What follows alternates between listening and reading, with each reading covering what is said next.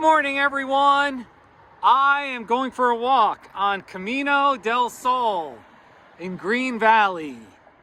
And this beautiful one is today's Saguaro of the day. I saw my weightlifting coach, Crystal. I'm really tired.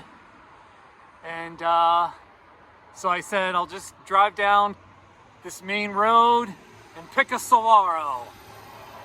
This one's real pretty with a whole bunch of arms.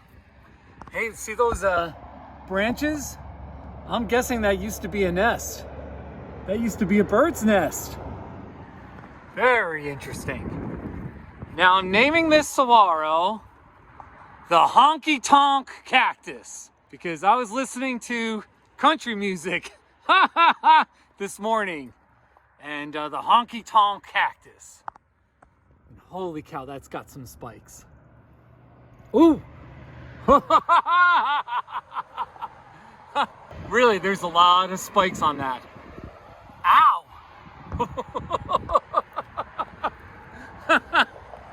Got some homes. These people in these homes have a great view of honky tonk. All right, my friends, I'll wrap up.